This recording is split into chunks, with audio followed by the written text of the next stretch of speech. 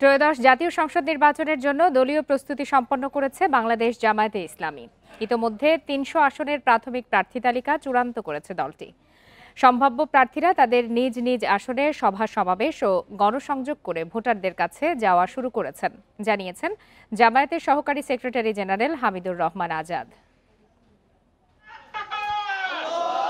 ঘোষিত রোডম্যাপ অনুযায়ী আগামী ডিসেম্বরে জাতীয় সংসদ নির্বাচনের চূড়ান্ত তারিখ বা তফসিল ঘোষণা করবে নির্বাচন কমিশন। এরই মধ্যে ভোটযুদ্ধে অংশ নিতে প্রস্তুতি সম্পন্ন করেছে জামায়াত। দিন দিন বাড়ছে তাদের কর্মতৎপরতা। কেন্দ্র থেকে প্রতিটি জেলার সাংগঠনিক টিমকে সক্রিয় করা হয়েছে। নির্দেশ দেওয়া হয়েছে স্থানীয় পর্যায়ে দলীয় সভা সমাবেশ বাড়ানোর। এরই মধ্যে ৩০০ আসনে খসড়া প্রার্থীও চূড়ান্ত করেছে তারা। তবে অনেক আসনের প্রার্থী পরিস্থিতি বিবেচনায় পরিবর্তনও হতে পারে বলে জানাচ্ছে জামায়াত। আমরা ইলেকশন প্রস্তুতি আরও আগে শুরু করেছি, জোরদারও করছি, সেন্ট্রালি মনিটরিংও হচ্ছে। আমাদের প্রার্থীরা জনগণের কাছে যাচ্ছে এবং তারা ভালো সাড়াও পাচ্ছে, যা থেকে আমরা যাতে একটা পথ দেখাতে পারি সেই জন্য আমরা আমাদের ইলেকশন প্রস্তুতিটাকে সাজিয়েছি। মাঠে ময়দানে আমরা সেভাবে চেষ্টা চালাচ্ছি। নির্বাচনকে অগ্রাধিকার দিয়ে পিআর পদ্ধতি সহ ৫ দফা দাবির আন্দোলনও নির্বাচন প্রক্রিয়ার অংশ হিসেবে দেখছে জামায়াত। যেহেতু একদিকে ডায়লগ হচ্ছে ঐক্যমত্য কমিশনে, সেখানে ইফেক্টিভ কিছু আমরা দেখছি না বলে আমরা জনগণের কাছে গিয়েছি আমাদের দাবি দেওয়ার পক্ষে জনমত তৈরি করার জন্য। সরকার যদি দাবি মেনে নেয় তাহলে আমাদের আন্দোলনও আমরা স্থগিত করে চলে আসবো, ফুললি নির্বাচন দিকে আমরা দাবিত হব। আমাদের মূল কথা হচ্ছে জনগণের অধিকার রক্ষা। রাজনৈতিক বিশ্লেষকদের মতে সম্প্রতি জামায়াত তাদের রাজনৈতিক কৌশলেও পরিবর্তনের ইঙ্গিত দিয়েছে। সেবামুখী কার্যক্রমে গুরুত্ব দিয়ে দলটি মানবিক সহায়তা ও ধর্মীয় মূল্যবোধের মাধ্যমে স্থানীয় পর্যায়ে জনসম্পৃক্ততা বাড়াতে কাজ করছে। গুরুত্ব দিচ্ছে তরুণ ভোটারদের।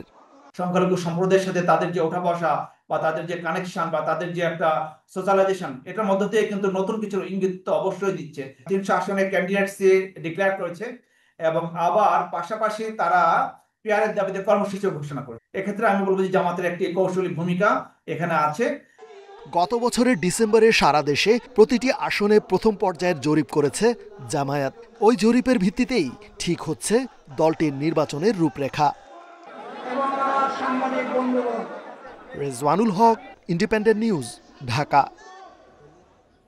এ বিষয়ে কথা বলতে চট্টগ্রাম থেকে আমাদের সাথে যোগ দিয়েছেন জামায়াতে ইসলামীর সহকারী সেক্রেটারি জেনারেল হামিদুর রহমান আজাদ। জনাব হামিদুর রহমান আজাদ, আপনাকে স্বাগত জানাচ্ছি ইন্ডিপেন্ডেন্ট টেলিভিশনে। আপনার কাছে আমি প্রথমেই জানতে চাই যে আপনারা তো বলছেন ৩০০ আসনের প্রার্থী তালিকা প্রাথমিকভাবে চূড়ান্ত। এই তালিকা চূড়ান্ত করার ক্ষেত্রে কি কি মানদণ্ড বা কোন কোন বিষয় বিবেচনা করা হয়েছে? জি, ধন্যবাদ ইন্ডিপেন্ডেন্ট টেলিভিশন এবং আপনাকেও ধন্যবাদ জানাই আমাকে সংযুক্ত করার জন্য। সুপ্রিয় দেশবাসী, আসসালামু আলাইকুম। আমাদের ৩০০ আসনের যে তালিকা আপনারা ইতিমধ্যে শুনতে পেয়েছেন, এটা আগামী ত্রয়োদশ জাতীয় সংসদ নির্বাচনকে সামনে রেখে আমাদের দলীয় নমিনেশন আমরা প্রাথমিকভাবে চূড়ান্ত করেছি। আমাদের প্রার্থীরা মানুষের কাছে যাচ্ছে এবং তারা বিপুল সাড়াও পাচ্ছে বলে আমরা জানতে পেরেছি। এক্ষেত্রে আমরা যে তালিকা প্রণয়নে যে জিনিসগুলোকে প্রায়োরিটি দিয়েছি, আমাকে শুনতে পাচ্ছেন কি? কথা শুনতে পাচ্ছি। হ্যাঁ, এক্ষেত্রে আমরা যে জিনিসগুলোকে প্রায়োরিটি দিয়েছি, প্রথম হচ্ছে সেই এলাকায় ক্লিন ইমেজের মানুষগুলোকে, স্ব এলাকায় ক্লিন ইমেজের মানুষ যাদের বিরুদ্ধে কারাপশনের অভিযোগ নেই, চাঁদাবাজির অভিযোগ নেই। জহুল জামাত ইসলামীর যে ধরনের দলীয় কর্মসূচি আছে সেখানে করাপশন ফ্রি মানুষ তৈরি করা, অনেস্ট মানুষ তৈরি করাটাই আমাদের একটা বড় পার্ট।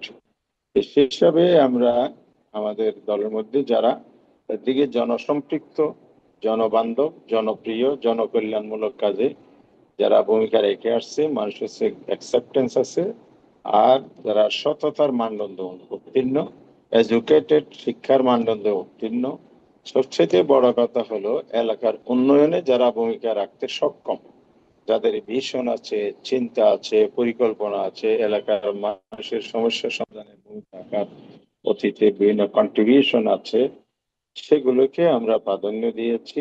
পাশাপাশি নিশ্চয়ই আপনারা প্রাধান্য আগামী দিনে দিয়েছেন। জি,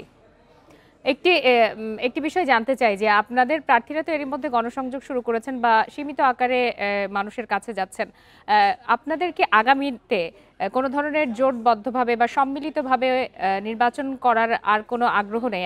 আপনারা এককভাবেই নির্বাচনে অংশ নিতে চাচ্ছেন, তাই তো? না, আমরা ৩০০ আসনে প্রার্থী দিয়েছি, এটা হলো প্রাইমারি সিলেকশন, এটা তো আপনি নিজেও বলেছেন। এটা চূড়ান্ত নমিনেশন নয়। প্রাথমিক সিলেকশনটা আমরা করেছি দলীয়ভাবে, দলের পক্ষ থেকে। যখন নির্বাচন ঘনিয়ে আসবে, বিভিন্ন দলের সাথে আমাদের আলোচনা হচ্ছে, যারা গণতান্ত্রিক, দেশপ্রেমিক এবং অনেস্টি মেনটেন করে যারা ইলেকশনে নমিনেশন দিয়ে প্রতিনিধিত্ব করবে, ফেসিবাদ বিরোধী যাদের ভূমিকা আছে, গণতান্ত্রিক এই দলগুলোর সাথে আমরা ঐক্যবদ্ধ হয়ে অলরেডি কাজ করছি, যোগাযোগও আছে। ঐক্যমত্য কমিশনের পার্টিসিপেশন, রাজপথের আন্দোলনও আমরা আছি। নির্বাচনও তাদের সাথে আরো বড় কলবরেলে, যদি বড় কলবরে আমরা যদি আরো স্পেস বাড়াইতে চাই, সেক্ষেত্রে আমাদের অবশ্যই অন্যদেরকে স্পেস দিতে হবে, এখানে ছাড় দিতে হবে, সে মানসিকতা আমাদের আছে। সুতরাং কারা কারা আসছে, কাদের সাথে সমঝোতা হচ্ছে, এগুলো কিন্তু চূড়ান্ত হবে, তখন আবার আসন ভিত্তিক আমরা অ্যাডজাস্ট করবো। জি, সে আপনার বক্তব্য তখনই চূড়ান্ত। এই প্রশ্নে আমার কাছে স্পষ্ট। আমি একটু আপনার কাছে আরেকটি বিষয় জানতে চাই যে পিআর পদ্ধতি সহ ৫ দফা দাবি নিয়ে আন্দোলনকে নির্বাচন প্রক্রিয়ার অংশ হিসাবে দেখছেন কিনা, আর এই আন্দোলনের মাধ্যমে আসলে আপনারা কি অর্জন করতে চাচ্ছেন? পিআর পদ্ধতিতে আন্দোলন শুধু নয়, আমাদের প্রথম আন্দোলনের প্রথম দফা হচ্ছে জুলাই সনদের আইনি ভিত্তি এবং সনদের ভিত্তিতে ফেব্রুয়ারিতে নির্বাচন। এটা ফেয়ার ইলেকশন, সুষ্ঠু ইলেকশনের জন্য এটা খুবই জরুরি। যেহেতু আমাদের সেই কালো টাকার ছড়াছড়ি হয়, কেন্দ্র দখল হয়, মাস্তানি হয়, সন্ত্রাস হয়, এই সব কিছুর ঊর্ধ্বে একটি ফেয়ার ইলেকশন যদি গভর্নমেন্টের কমিটমেন্ট অনুযায়ী করতে হলে অবশ্যই পিআর পদ্ধতি খুবই ইফেক্টিভ একটা জিনিস। আর জুলাই সনদের বাস্তবায়নটা জরুরি, কারণ এখানে কনস্টিটিউশন অনেক বিষয় আছে যেগুলো গণভোটের মাধ্যমে আমরা ফুলফিল করার জন্য দাবি করেছিলাম। অলরেডি ঐক্যমত্য কমিশন সেই লাইনে সব রাজনৈতিক দল একমত হয়েছে। একটা ইলেকশন আগে না পরে না একই দিনে এসব বিষয়ে আলোচনা চলছে। মূল কথা হচ্ছে আমরা পিআর পদ্ধতিতে আমাদের দলীয় স্বার্থ নয়, দুই একটা আসন বাড়ানোর স্বার্থ নয়, জনগণের ভোটাধিকার রক্ষা করার জন্য, একটা ফেয়ার ইলেকশনের জন্যই গ্রেটার ইন্টারেস্টকে সামনে রেখে আমরা পিআর পদ্ধতি, এটা বিশ্বের উন্নত বিশ্বের ডেমোক্রেটিক কান্ট্রির অনুরূপ ৯১টি দেশে এটা পদ্ধতি চালু আছে। বাংলাদেশের নতুন হলেও বিশ্বজুড়ে একটা ওয়েল স্টাবলিশ সুন্দর সিস্টেম, জি, সেই কারণে আমরা এই প্রস্তাবটা করেছি। জি, জনাব হামিদুর রহমান আজাদ, আপনাকে অসংখ্য ধন্যবাদ আমাদেরকে সময় দেওয়ার জন্য।